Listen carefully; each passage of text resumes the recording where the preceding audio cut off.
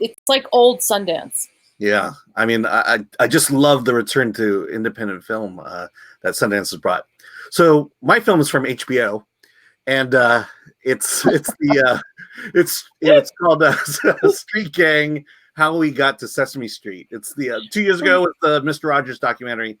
This year it's the Sesame Street documentary, and it's kind of weird, but Sesame Street was created in November of '69. And it just dawned on me that, wow, I was right there when it first started as a kid. I mean, I was probably 2 to 3 when it came out, and this is like a trip to nostalgia land for me. It goes right into the creation, how it was developed, the whole show, the philosophy behind it, It's very straightforward in terms of how it reveals the story and the history of it.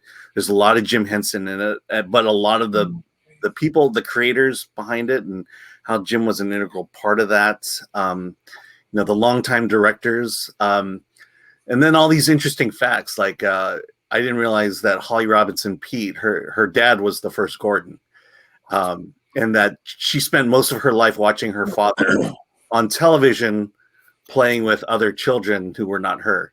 It's just interesting how just iconic Sesame Street has become at that point, and how the show itself, as a kid growing up in Southern California, it didn't really dawn on me that their intention really was to create an educational program to teach basically Black children, inner city children in New York.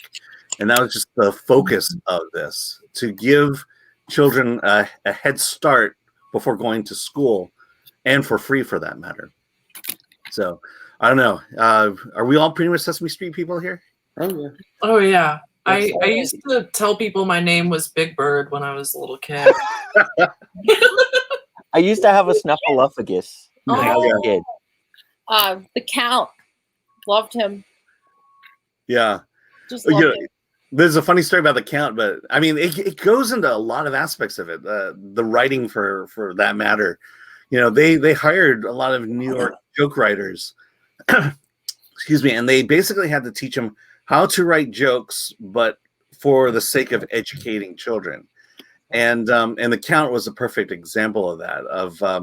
The joke was, oh, it's a count who counts.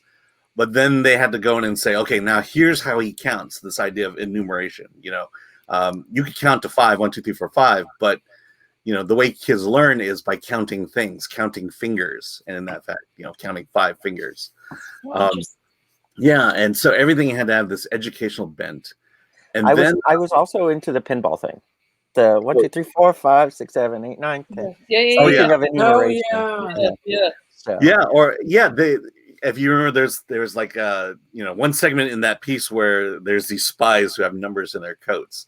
Yes. And that's just these little things they did to make children learn how to count to 10, which is pretty cool.